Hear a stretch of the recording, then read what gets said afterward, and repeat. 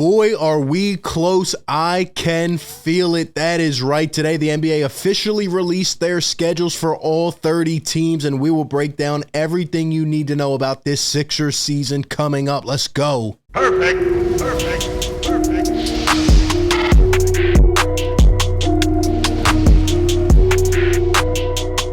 What is going on, everybody? Welcome into Philly Take with RB, number one show providing the passion to the fans, always breaking it all down. You know what to do. Hit that thumbs up button, subscribe to the show, hit the notification bell. Don't miss any of the content. Share it around. Help your boy out, man. We're going full in on this Sixers content, and honestly, we have some really cool things planned. So look, take a second out of your day. It's free. It helps the show. And hit that like button. Everybody watching right now, hit that thumbs up. Let's push this content around YouTube, man, and keep it going and keep it growing. I really appreciate it. And again, I'm excited for a really good season coming up. But let's get right into it. I promise I will not bore you to death. I will not go game by game by game and read the entire schedule. I will not do it. The last couple years, we've just highlighted important things, and that's what we will do today. We'll talk about the strengths of the schedule, the weaknesses, the good parts, the bad parts, the highlighted games, the big moments. We will break it all down. And hey, if you stick around to the end of the show, I will be giving you my official Sixers record prediction. That's right. Usually I wait until training camp till we're about to get to the season. Now, I'm going full force, confident, ready to give my prediction and seeding. And, guys can get injured, things can happen, this and that. But look, man, who cares? At the end of the day, it's a long season, and you get where you get to at the end of it. So I'm ready to give my prediction today. Drop yours down below in the comment section. I will read all of them.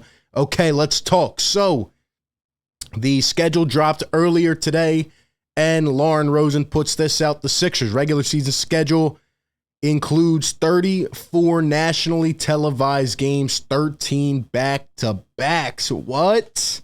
Sixers getting some respect, are they? Okay, you got a full season now of Harden and Embiid, 34 nationally televised games. I don't know how many we had in years past or what the average is, but that's a lot for this Sixers team for sure, as we continue to be an intriguing team in the league. 13 back-to-backs, we'll talk about that. And as we reported a few days ago, the Sixers will be featured on NBA opening night. I believe there's two games, Sixers and Celtics. Talk about a rivalry game to get it jumping right out of the gate. That'll be on October 18th. And the home opener for the team will be on October 20th against who? The Milwaukee Bucks. So boom, right out of the gate. Two tough tasks. I love it, though. I like it. Some people are annoyed. I love it. Having those challenges. These guys will come prepared. They want to make a statement right out of the gate, and it'll show us a lot. Obviously, there might be some overreactions if we get blown away 2 games, but I think this team will come prepared, and I like the test. I like the test early on for sure, so I'm ready for it. And also, as we reported a few days ago, the Sixers will also be featured on Christmas Day, the first game against the New York Knicks at 12 p.m., And, hey, man, should be an interesting one. We have had our way with the Knicks the last couple years, but you never know. I do, though, like the Sixers getting some of this spotlight, finally getting some respect. And, hey, man, it's not going to be easy. It is not going to be easy. Shout out to Ben Golliver on Twitter. He also reported this. There's a new thing going on in the NBA this year called NBA Rivals Week, and that'll be from January 24th to the 28th.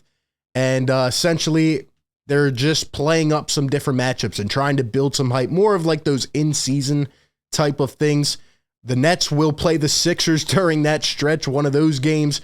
And also, if I scroll down here a little bit, Nikola Jokic and Joel Embiid. They don't even say Sixers and Nuggets. They say the NBA has acknowledged this ongoing discussion with Jokic and Embiid, and those two will square off as well. Now, I don't know if the Sixers, Nuggets, Sixers, Nets are particularly rivals, but hey, I like it, man. The NBA trying to build some more hype, and they're trying to build some of these new founded rivalries, I guess, or, from the last couple years of the playoffs, and just get that hype going, So that'll definitely be interesting, and Embiid's going to smoke Jokic. I'm ready for it. I'm ready for all of it.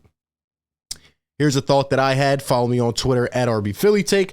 I said the Sixers getting the respect with all the nationally televised games. I love it. And you got to make a statement early. Like I said, man, you got to come out of the gate. If the Sixers could split, that would be great. But if they go 2-0 somehow and beat down the Celtics and Bucks, that would make a huge statement for this team. So a lot going on. We'll take a look at the NBA schedule, and I'll talk about some highlighted parts. Like I said, it's a long season.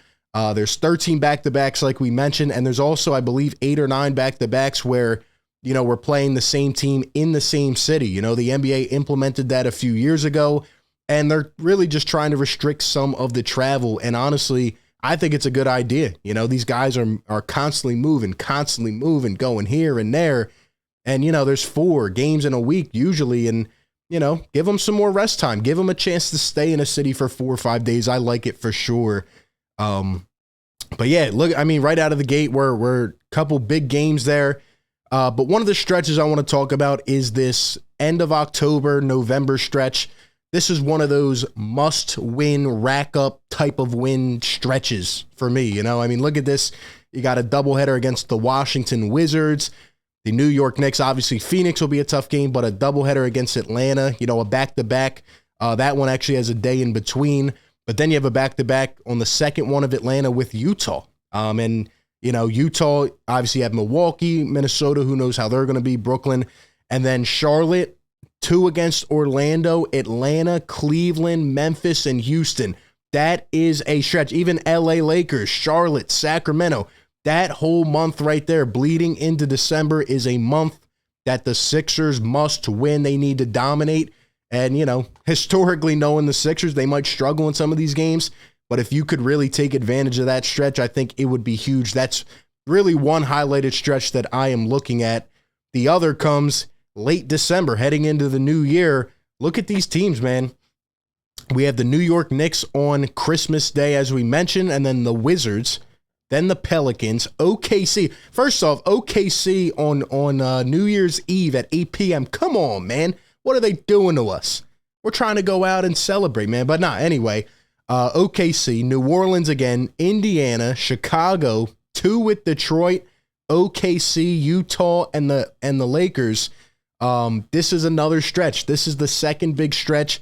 So the first couple months, you know, that November stretch, and then heading into New Year's, those are the 2 where I think the Sixers really need to rack up those wins and just keep going. You know, they need to win a majority of these games and really put them in position you know, to be high in the East, because as we're about to get to right now, later on in the season, we do have some tests coming. Now, in the month of March, the Sixers in a 30-day span will play 17 games. Yes, 17, 12 of which are on the road.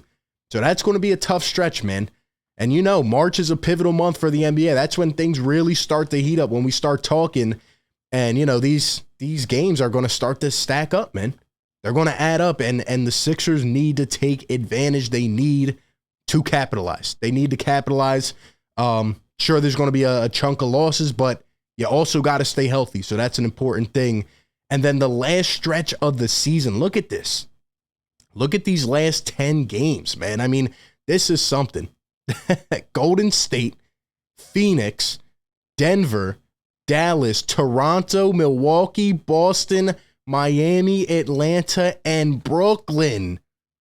That is how the Sixers will conclude the 22-23 season.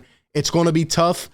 You're probably going to be playing for things. Hopefully by the time you get to these last 3-4 games, the seedings will already be, you know, concrete, and there won't be much to really look forward to. Maybe you can rest some guys, but that is a tough stretch. That could literally take you from the 1-2 seed down to the 4 or 5 seed or more. So the Sixers need to be ready, and also, you know, you want to get healthy for the playoffs. That is going to be a brutal stretch, and I mean, we'll have to wait and see. A lot of those games on late at night as well, so a couple West Coast trips, going to be very interesting. Overall, though, you know, I feel like every year we kind of get overwhelmed, and we look at the schedule, and we're like, oh my gosh, this stretch, that stretch. At the end of the day, teams are going to get injured. This is going to happen. That's going to happen. You just can't predict. You really do not know. I'm going to be confident. I'm going to be confident the Sixers, over the last several years, man, have stacked up in the top of the East, 3 seed, the 1 seed, right? 4 seed. I mean, they're always up at the top. And for my prediction this year, I'm just going to go out and say, yeah, I've said in the last few weeks that I think the Sixers are a top 3 roster in the Eastern Conference. You look at Boston, Milwaukee, the Sixers. There will be some teams that climb up there, but I do think the Sixers have done a great job this offseason. I'm a big believer in what the plan has been. And you know what? I think the Sixers are going to shock the world a little bit, and I'm going to actually say that they finish in the 2 seed this year.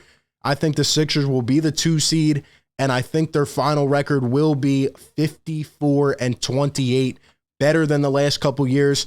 I think this is the best roster we've seen in a while, and I think that Harden's going to come back motivated. Embiid's going to be ready. I think this is going to be a different version. I know we say that every year. I think Embiid's going to be ready. Maxey, Tobias, the rest of the crew. I'm believing in the Sixers. I think they're going to take care of these stretches, and I got them as the 2 seed. Obviously, it's a long way to go, but, it'll be interesting. It'll be interesting, and I think the Sixers are going to make some noise. I think this is a real opportunity this year, but I want to hear from you. Give me your thoughts and predictions down in the comments. What will the final record be? What will the seeding be? I appreciate everybody for tuning in. Like always, be sure to like, comment, subscribe. The coverage will continue to come. I can't wait, man. You guys have a great one, and I will catch you on the next one. Peace. Perfect.